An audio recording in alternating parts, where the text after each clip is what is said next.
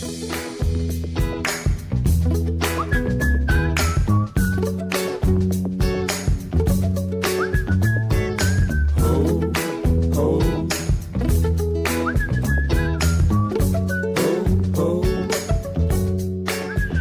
to Storycomic Presents, where we interview amazing storytellers and artists. This is episode 525. I'm your host, Barney Smith of Storycomic.com. My guest today is Amos J. Landon, an indie author who writes two very different lanes. And what connects them is a real affection for characters who feel like they've got dirt on their shoes and something to prove. On one side, Amos writes middle-grade fantasy adventures, including Fledgling, the first books in his Dragon's Emperor series, where a kid named Ash learns he isn't just the new kid, he actually is a dragon with dragon hunters closing in and new friends trying to keep him alive long enough to understand what he is. On the other side, he's just released a new women's fiction novel, Wayward Place, pitched as a great summer read and built around that quietly huge idea, sometimes home isn't what you expected.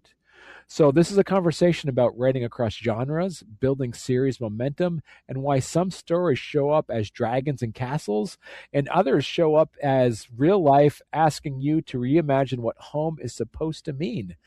Amos, I am excited for this conversation. Me too, Barney. Thanks for having me. You're welcome. So before we get into it, so for listeners meeting you for the first time, how do you describe what you write in a few sentences? I like to say I write fantastical fiction. Okay. I like a touch of magic in everything, and everything I write is based out of New England. So you're writing both middle grade fantasy and women's fiction. What does each lane let you say differently? I love writing for kids because there are future readers. And if a kid can find the right book, they will become an adult reader. So I swear it's just the right book. That's all it takes. And as for women's fiction, I like connection, and a good portion of women's fiction is connections between people. So I like connection. I create connection in my kids' books and in my women's fiction. And do you switch genres to rest one part of your brain, or do you do it to challenge another part of your brain? To give myself a palate cleanser. When you write for kids, you have to be a lot more aware of what you're telling them. You have to think about it as though you're a kid, and is this going to be too scary? Is this going to be too big? How can I make this something they can understand? And when you write for adults, you can get a little more into the flow of real life. Right. So what's the biggest surprise you've learned by writing for both kids and adults? The biggest... I've learned that I love the idea of kids reading my books more than anybody else. I love the idea of kids reading my books. I want to be that person who opens them up into exciting new ideas. And so let's talking about Wayward Place. That tagline, sometimes home isn't what you expected. Where did that idea come from? I read a book, and Dorothy Gilman, Fool's Folly, about a man who is taking care of a house, and there ends up being people already living there. And with Wayward Place, it kind of stimulated this idea of how home can look so different for one person than it does for another. I'm really big on found family. And I was like, okay, if I had this house with people already living in it, what will that look like? Who will those people be? And who's going to find that place and find their home in an unexpected situation? Okay. And What kind of reader do you imagine picking this up on a summer weekend?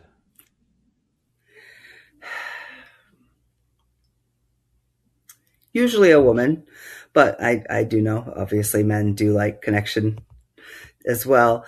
Somebody who's not looking for a romance in particular, somebody who's really looking for friendship and um, a deep connection with people they've just met, people they haven't known very long. And what what theme keeps showing up in your adult work, whether you mean to or not? In my adult Yeah. work, well, it shows up in both my adult and my kids' fiction, and that is found family. I feel like we don't all fit in with the people we were born to, and even those of us who do find their people outside of that at some point. And I think it's something that's really we can really relate to and really connect with. What's what do you hope a reader feels when they finish the Wayward Place? Hope, hope that everything can be overcome in some way or another, whether it's a by grit or a change of mindset. Everything can be overcome. Now, let's talk a little bit about the your Dragon Emperor series. Uh, Yes, Ash thinks he's just the new kid, then learns he's a dragon. Um, he's why actually a dragon why in does that human how form. so what does that reveal symbolize, or what does that reveal hit so hard? That's a really good question. he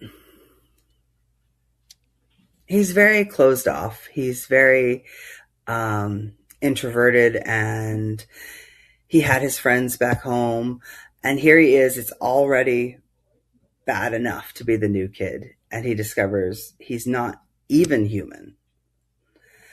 He's adopted. He finds out all these huge things, and I think that goes a lot along very well with that point in a child's life where they're heading into adolescence, and they start to learn things that may not be quite that huge, but they still feel huge.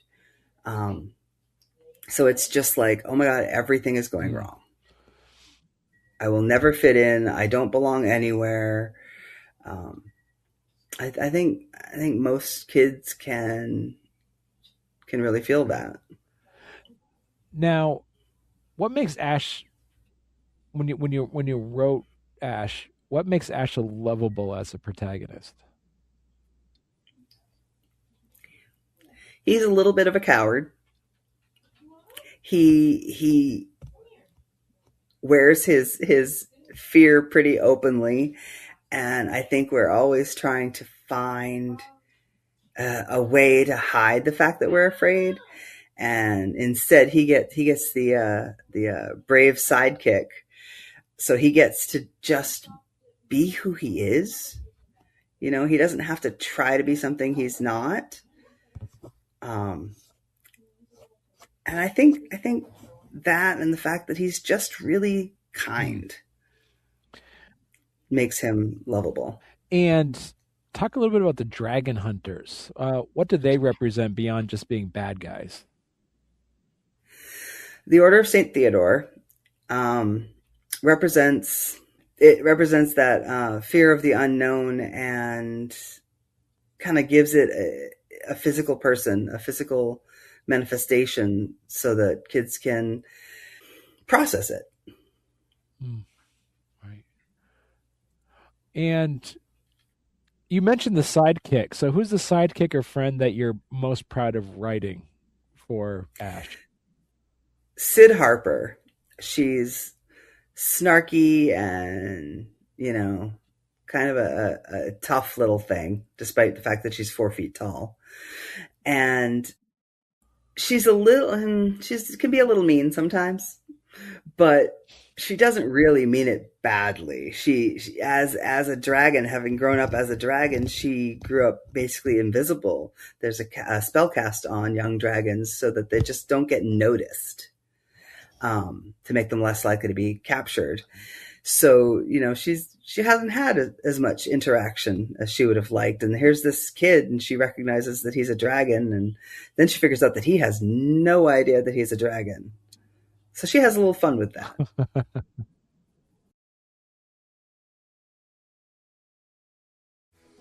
Well, hey there. If you're enjoying our podcast, don't forget to subscribe on YouTube or leave us a 5-star review on your favorite podcast platform. Your support means the world to us and helps us keep this show going.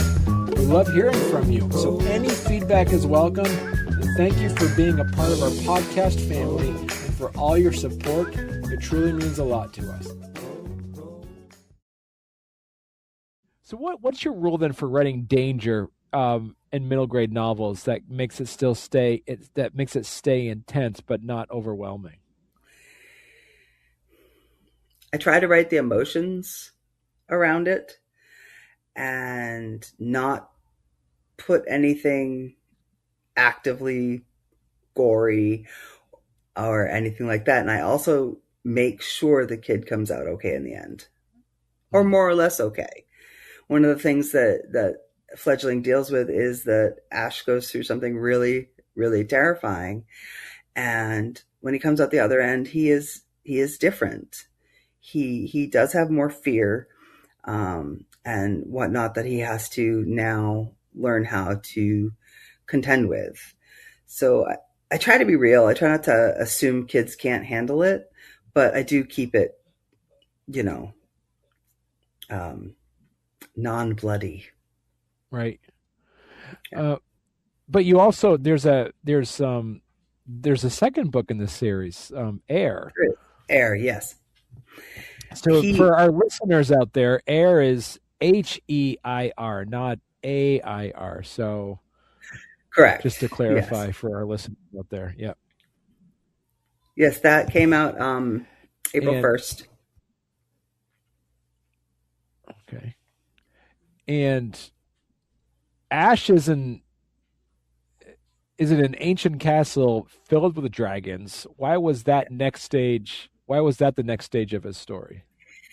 Because one of the things we learn in Fledgling is that Ash is not only a dragon, he is the long-lost heir to the throne of dragonkind. And after trying to live in the human world, but it being too dangerous, they end up transporting him to the palace where the dragon royals historically lived and ruled from. So here he is stuck in 15th century clothing, including the pointy shoes and tights, and trying to learn how to live among dragons, who are all in human form, and trying to figure out how he is supposed to be an emperor when he is 13 years old. He's 11 in the first book and 13 in the second. So the Order is still after him in Air. So what keeps the pressure on in book 2 then? There is basically a mole. There is somebody in the palace who is working with the Order, and nobody expects that because there are no humans in the palace, which means there's a dragon working with the Order of St. Theodore. So someone on the inside, that's a good juicy angle. So how do you kind of build suspicion without confusing younger readers? I try to make sure that clues are pretty straightforward without being right there. It's like, it's there, but you have to kind of listen for it. Okay. And when it comes time for things to start being revealed, there is more obvious discussion about it among the characters. So what would you say is the biggest emotional shift for Ash between book 1 and book 2? book one, he is learning all about fledging, the act of fledging, which happens when you're 11, um, when you're a dragon, and it comes with all kinds of things that can be kind of associated with a form of puberty. Like they get pointy toenails, and it gets really hot in here. And sometimes they shed like molt. There's, so like he's dealing with all these weird bodily things. And he's just trying to get through. And of course, the order is after him. So he's also trying to live, survive all of that. In book two, he feels he's in a safe place. He is familiar with morphing from human to dragon form and what that means. He's more familiar with his magic. And now he has to learn a little bit of responsibility, but also he's learning a lot of secrets. And it's exciting, but it's also kind of terrifying. And he can't share them with his best friend. So he has to learn boundaries. So how do you track like your world rules and continuity across the series? Like, do you have like notes? Do you have spreadsheets? Do you have like a series Bible that you kind of refer to? I do have a series Bible. I have a binder, kind of very, very old school, with each character and their magic abilities, what they look like, their personalities. I find photos online of this kind of looks like my character and whatever. And I have that on there. I have the rules of magic for the dragons, because magic is only for dragons in my particular world. And each type of dragon has specific magical capabilities and limitations, except for Ash. He's got everything everybody else can do. Huh. What's the best world building detail that you've created that most readers probably won't consciously notice? I write my characters first. I figure out who they are first. And that leads me to things like what kind of magic everybody has and whatnot. That leads me to things like, hey, not all dragon hordes are gold. One of Sid's dads has a dragon horde that is all games that date back 2,000 years. A lot of ums in there. That's cool, because everybody just assumes that, dragons.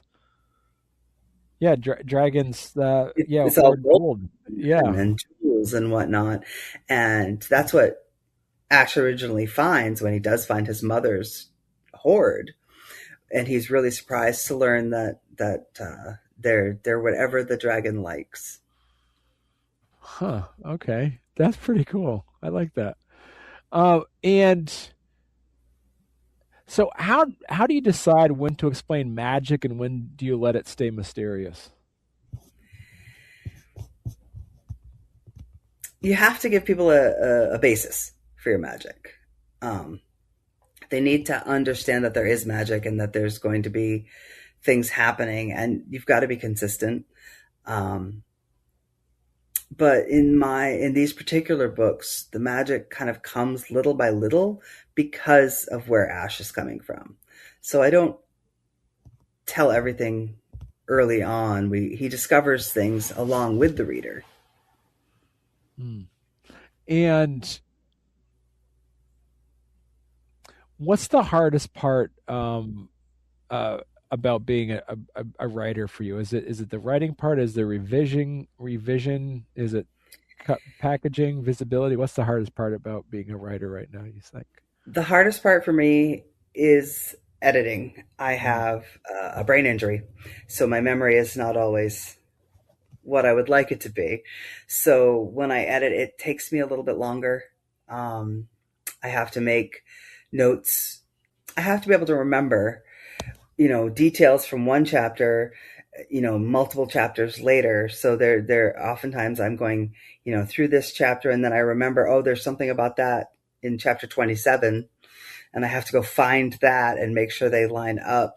So I end up doing a lot of back and forth that other people don't necessarily have to do. So editing for me has been the hardest part, although marketing is no fun either. Mm. And what would you say then is what's one small practice that made your work noticeably better as you were writing over the years? Reading as a writer, not just as a reader. Reading to see how other people say things, do things, how they put pieces together. I've been reading since I was 3 years old. I was able to read at 3 years old, and I've read everything put in front of me my whole life, no matter whether it was appropriate or not. It didn't matter. Mom's like, "Why are you reading that romance novel? You're 8." I'm like, "Because I ran out of books." But to learn to read as a writer was the biggest help. To really look at it as a study in how to write. Right. And so if you could hand a new reader one book to start with, Wayward Place or Fledgling, which do you pick? It would depend on if they were 11 years old or 30 years old, really. I love Fledgling. Yeah. I love Fledgling. I think it's fun, and I think anybody can enjoy it. Wayward Place does have a special place in my heart because I really became attached to those characters and their stories. It could be hard. There's also The Girl, the Pig, and the Accidental Demon. That was my first book, and that's a little weird. It's a little bit weirder, but I don't know. I my writing's gotten better since then, so I probably wouldn't recommend that one. But at the same time, it was so much fun to write. 13-year-old with a job working for a pig in a jar. That sounds interesting. Tell us a little bit more about that, Amos. Not really. Juju Jones is an orphan being raised by her butler. Her parents were very wealthy. They had an anchovy business. It's a little weird. And she's trying to find something to do. She's just bored. She doesn't have any friends or whatever. She's a little odd. And she goes to this vintage store, and she finds a pig in a jar who's talking to her. And, she's like, "I'm here for an interview." And he's like, "Yeah, that's with me." She decided she wanted to go get a job. And she ends up buying him, and taking him home with her and housing him. And she's his personal assistant. So he runs a business called, Awful, AWFL. It's about what they do is they take the formerly living, like taxidermied animals and whatnot, and they find them new homes or occupations. So like there were eyeballs in a jar. They found it a place at an optometrist's office. A taxidermied beaver, they got it, set up at a Bass Pro Shops type of thing. And they've got an angry retired science teacher after the pig in the jar, who's Mr. Squigglesworth, because he believes Mr. Squigglesworth escaped years ago, and that is why he had been forcibly retired now. So he's the bad guy, who turns out to be not so bad, just a little weird. But it's this whole adventure. They go traveling. They meet, a country music band, a lady who works for a Mary Kay type of program, all kinds of people who all come to the rescue when Mr. Squigglesworth gets kidnapped. It's fun. I should rewrite it so the writing's better. I really should. Nobody liked it. People who did, people were like, "This is a little weird."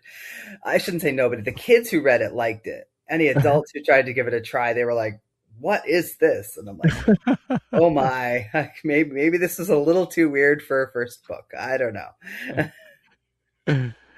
This is great. So as we mentioned earlier, Fledgling and Air are are available now on Amazon. Yes. on Amazon.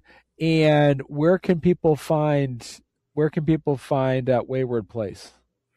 Wayward Place, I went through a different program, so you can get the ebook on Kobo, Apple, a bunch of different ones.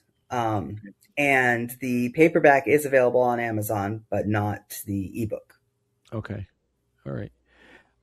Excellent. So Amos, when is the third book of the series coming out? The plan is for November 1st, but I am struggling a little bit with this one, wanting to, because it's the last book in the series. So it may be more like the beginning of 2027, but I'm still looking to get it out November 1st in time for Christmas. Okay. Perfect. All right. Thank you so much, Amos. I had a great time chatting. Yes, this was wonderful. Thank you so much.